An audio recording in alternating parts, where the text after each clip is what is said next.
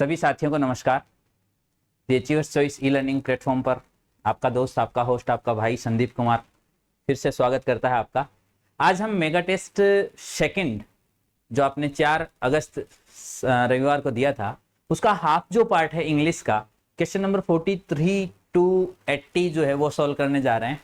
और निश्चित रूप से बहुत सारों के जो गलत हुए थे, देखो अगेन बार बार मैं वही बात करते हुए चलूंगा कि गलत पर अटकना नहीं है, बस सॉल्यूशन देखना है। ठीक है, बस इस बात को अंडरलाइन रखते हुए चलना।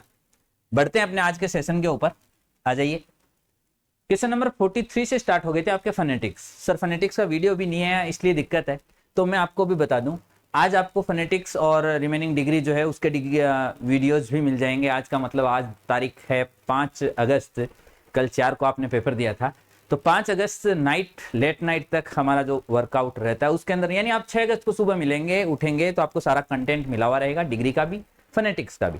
और उसके बाद आज एक भाई ने सजेस्ट किया था, उसकी सजेशन जो है बहुत ही सादर आमंत्रित है कि सर दिल्ली का एक टेस्ट रखा जाए जिसके अंदर ये सारे क्वेश्चंस जो हैं उसके ऊपर हम हमेशा काम कर लें।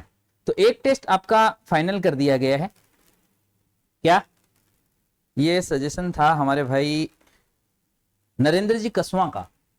तो नरेंद्र जी कसवा को मैं बताना चाहूंगा और उनके माध्यम से सारी टीम को कि आपका सजेशन एक्सेप्टेड है कि दिल्ली के हम अब जो हैं, जैसे ही कल यानी 7 अगस्त बाद में हम ये रखेंगे कि दिल्ली का 20 क्वेश्चंस का, प्रत्येक टॉपिक का 100 का 5वां भाग कर दो, यानी हर टॉपिक में से एक एक क्वेश्चन निकालते हुए हम डेली 20 का एक प्रैक्टिस डेली करेंगे, डेली, ताकि हर एक टॉपिक जो है ना वो हमारा जुड़ा हुआ रहे। ठीक है, वैसे ये हमारी प्लानिंग का हिस्सा था, लेकिन हमारा थोड़ा बड़ा था कि हम डेली के टेस्ट जो हैं वो बढ़ा देंगे जैसे अपना ये कंटेंट होता है। लेकिन उसके बजाय ये मुझे बहुत बेटर आइडिया लगा नरेंद्र जी कसवा वाला कि हम डेली के 20 क्वेश्चंस के ऊपर काम करेंगे। तो बिल्कुल तैयार हो जाइए इस बात के लिए कि निश्चित रूप से आप और हम मिलकर के अच्छा नहीं करेंगे, बहुत अच्छा करेंगे, एक निश्चित रूप से रॉकिंग वर्क करेंगे। आपकी मेहनत को एकदम अचीवमेंट तक लेकर के जाना टीम अचीवर्स का प्रयास रहेगा और इस प्रयास में आप और हम निश्चित रूप से हमेशा साथ हैं। तो चलिए बढ़ते हैं आज के सेशन पर। देखिए फोनेटिक्स और साउंड का जो टॉपिक था उसके अंदर मोस्टली आप ये भी ध्यान रखिएगा कि जो कंटिन्यू चल रहा है ना, मतलब जो सॉल्यूशन हो रहा है उसके अंदर भी आप देख के रखें। ये वो सवाल है जिसने मेरा सिलेक्शन एमजीजीएस में करवाया था। एक टीम बैठी थी और जहां मैंने अप्रोच मांगी थी, जहां पहुंचने के लिए, वहां के लिए बहुत ज्यादा रस था और इस टीम ने एक सवाल पूछा, सर आप इसको क्या बोलेंगे, एंड देन उन्होंने कहा सर इसको क्या बोलेंगे। वेरी इंटरेस्टिंग क्वेश्चन लगा, तो just English to English talk चली और मैंने कहा सर इसको बोलेंगे नाउ। उन्होंने कहा sir no, it's no now sir, it's now, we don't use O in English like home, it's wrong, it's home now. Okay, तो यही बात अपन यहां करेंगे। सर क्या बात कर गए थे? बात यही थी भाई, जो अपन ओ बोलते हैं ना, ओ, ये ओ वास्तव में इंग्लिश में साउंड है ही नहीं, ये बोला जाता है औ, ए प्लस और उ। आज आप प्रत्येक अपना जो फोनेटिक्स का टॉपिक रहेगा, साउंड का टॉपिक रहेगा, उसमें सभी को एक सेशन में सबको तोड़ दोगे, एक सेशन में। ठीक है, तो जो ए होता है इसके लिए रहता है सिंबल उल्टा ई और ऊ के लिए रहता है यू। अब आपने इसको बोला होम, तो होम के लिए एच इधर लग गया और मैं इधर लग गया। द राइट आंसर इज ये यहां दिस वन ही, होम। बी इसका सही जवाब था। काफी ने ये किया होगा कि हाँ होम, ओ देखते हुए, अरे ये ओ जो है ना ये तो होता ही नहीं है, इंग्लिश में है ही नहीं कहीं ओ साउंड बोलने के अंदर। तो इसका सही जवाब हो गया आपका बी। ओके, देन नेक्स्ट था आपका चर्च। तो इसके अंदर देखिए सी एच च, फिर ये यू और आर से जो अर बनता है, ये वास्तव में ऊपर वाला जो रे बनता है ना, बस इसके अंदर रोल इसका है। इसका जो सिंबल बनता है वो बनता है आपका ये 4th एबीसीडी का जेड आप कह सकते हो, और आप 3 मान सकते हो, 3 के जैसा, और देन इसके विसर्ग।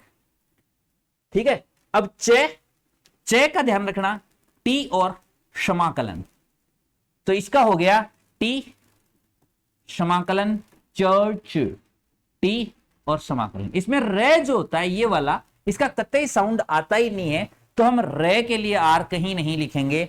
तो इसका जो करेक्ट था ये वाला था, देखिए टी समाकलन आर टी समाकलन, तो ये आर तो था ही नहीं, है ना, ये था सी एच होता ही नहीं है। तो यहां आप देख रहे हैं लेकिन ये आर आ गया ना साहब, रे नहीं बोला जाता है। The right answer is church, church, church. Okay, बढ़ते हैं इसी सॉल्यूशन पर आगे। थिन, थिन, थिन मतलब थ प्लस छोटा ई प्लस न, थिन। तो थे से थीटा, थे से थीटा सभी में आप देख रहे हैं, जब जिसका ज्यों का त्यों रहे ना वो तो पक्का काट देना भाई, नहीं होता है ना। थे, थे, सॉरी थे, ये क्या रह गया, ये द का बनता है, ये बनता है द का। अरे सर ये क्या कुछ है, मैं कह रहा हूं फोनेटिक्स का एक सेशन काफी होगा सारे चीजें देखने के लिए, ओनली एक सेशन। और उस सेशन को भी मैं 40-45 मिनट से आगे नहीं ले जाऊंगा, 40-45 मिनट में याद करवा के फिर बाहर निकालूंगा, डेफिनेटली देखना, याद करवा के फिर बाहर निकालूंगा, ठीक है। और फिर हर कोई से आप बनाओगे। तो यहां पर आ गया थ प्लस ई के लिए ओनली आई, ये जो विसर्ग लग जाता है ना ये बड़ी ई के लिए लगता है। क्या हम इसको थीन बोलते हैं, थीन? नहीं सर, ये तो थिन, तो छोटा ई और न। The right answer is B. Okay, then था आपका दिस। अभी आपने देखा द के लिए तो ये, फिर छोटा ई, तो ये बन रहा है द प्लस छोटा ई प्लस स। आप देख पा रहे हैं शायद, सीधा सीधा बन रहा है द प्लस ई प्लस स। बड़े वाला नहीं, जेड और एस ऐसा कुछ नहीं, कुछ नहीं, कुछ नहीं, एस जैसा कोई सीन नहीं। The right answer is again B, ठीक है। तो इनमें जो सामने आए द के लिए दिस वन कैसे याद करें, सेशन देख लेना। थे के लिए थीटा, सीधा सीधा याद रहेगा, थे से थीटा, है ना। और वाउल साउंड जो बीच में आ रहे हैं, ई, बड़ी ई, विसर्ग, बिना विसर्ग, इनसे आप थोड़ा आइडिया लेकर के बढ़ सकते हैं। चलिए, देन अपना था जी phrasal verbs. The thieves blank the house and run away with all the jewelleries. Run away भाग जाना। अब देखिए यहां है सेंध मारने के अर्थ में, कि चोर घर में घुसे, सेंध मारी। जब आगे हाउस आता है तो ब्रोक इनटू, और हाउस नहीं आता है कि चोर घुस गए, द थीव्स ब्रोक इन। ये दोनों सेम सेम है, इनमें ध्यान रखना कि जहां घुसे, घर में घुसे हाउस, दुकान में घुसे शॉप, ये आगे आ रहा है तब तो इनटू, और नहीं आ रहा है तो ओनली इन। तो यहां पर घर आ रहा है, घर में घुसे, broke into. Okay sir. Yesterday I an old friend of mine. कल एक पुराने मित्र से अचानक मिलना, रास्ता काट लिया दोनों ने, दोनों एकदम आए इस तरह से कि रास्ता कट गया, एकदम छोरे सामने वो आया। तो आक्रोश, कम आक्रोश, कम आक्रोश यानी अचानक से मिलना, तो कम आक्रोश। ये जो है फ्रेजल वर्ब्स में आपको लिमिटेड वे के अंदर साथ में प्रोवाइड कराऊंगा, फ्रेजल वर्ब डिस्कस करने के बाद उतनी देख लेना, जनरल उससे out definitely.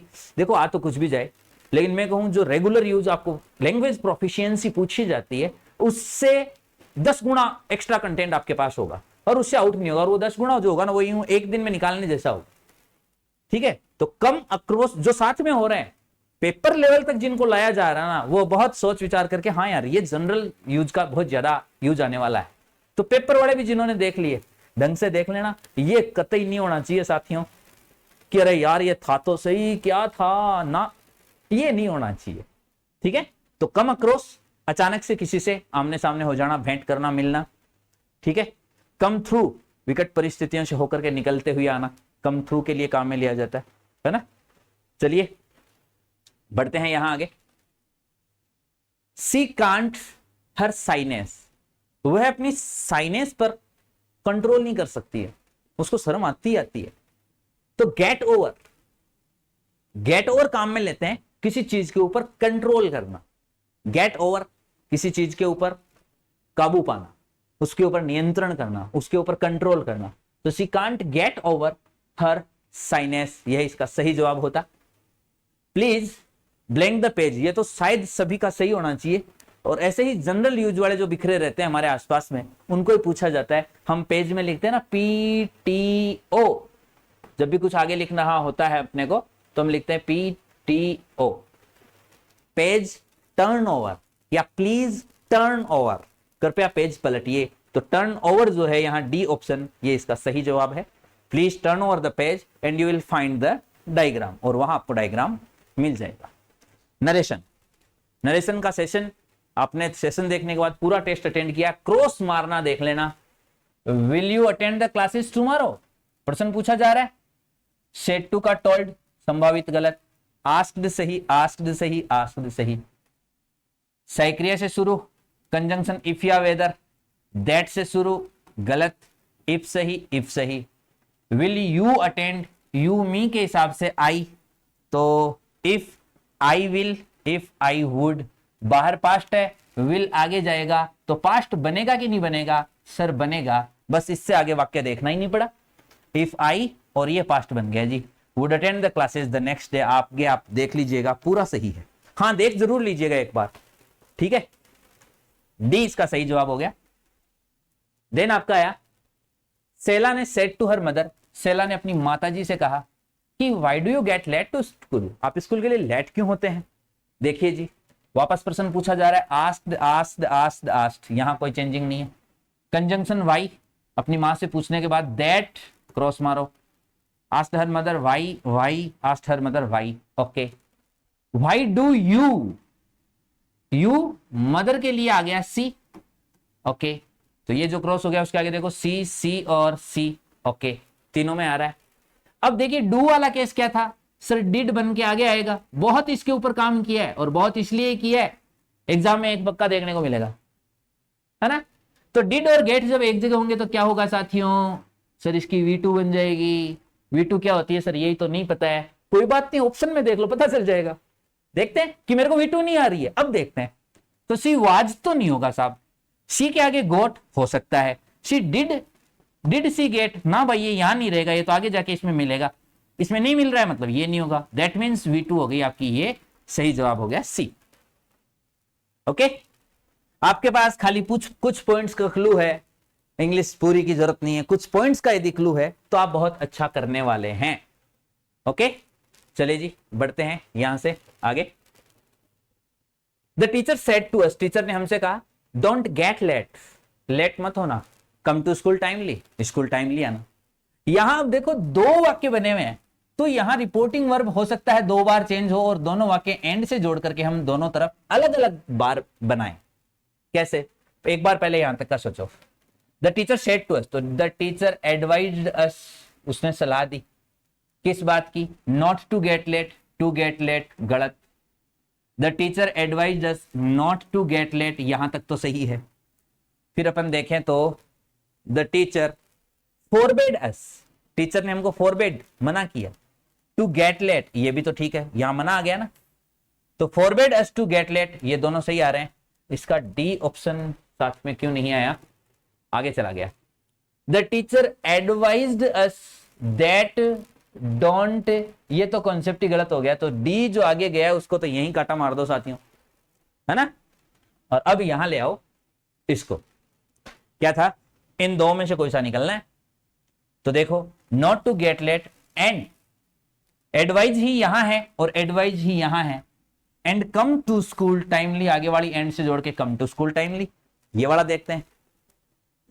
फोरबेड us to get late and come to school timely, अब देखना यहां से ये एडवाइज्ड जब आपने एक ही बार बनाई तो ये दोनों पर लागू है, ये समझने में बहुत स्पेशल है वाक्य, मतलब नहीं लेट आने की सलाह दी और कम टू स्कूल टाइमली की सलाह दी, ये एक ही वर्ब दोनों पर अप्लाई है, ठीक है सर, बिल्कुल सलाह दी जा रही है, हमें तो दिख रहा है।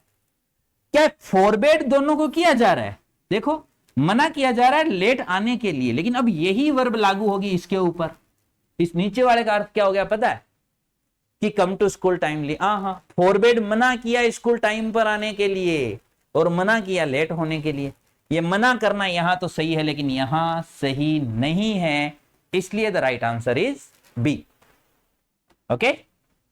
चलिए जी, फिर आपका था ही सेड, उसने कहा अलास, नाम से स्पष्ट है, इंटरजेक्शन अलास बता रहा है कि साहब आगे जो वाक्य आने वाला है उसमें थोड़ी दुख की कोई बात है।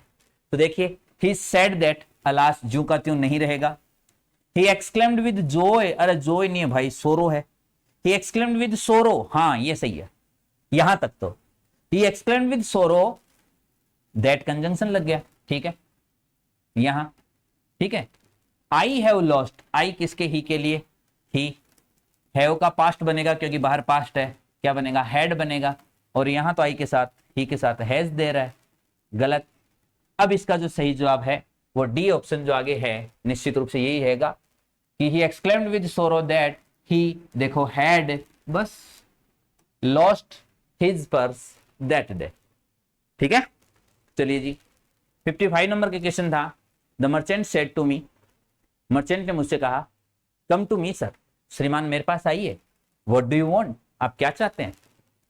अभी जो हमने दो वाक्य पहले डिस्कस किया था, दो जब वाक्य होते हैं तो एंड से जोड़ के तो करेंगे, ओके, एडवाइज्ड और फॉरबेड वाला वाक्य, और ये वाली वर्ब यदि दोनों पर सेम लागू होती है तब तो ये एक बार चेंज होती है, कौन सी, शेड टू, ये, और यदि दोनों में अलग अलग बार होती है तो इस वर्ब को भी आप 1+1 दो बार चेंज करेंगे।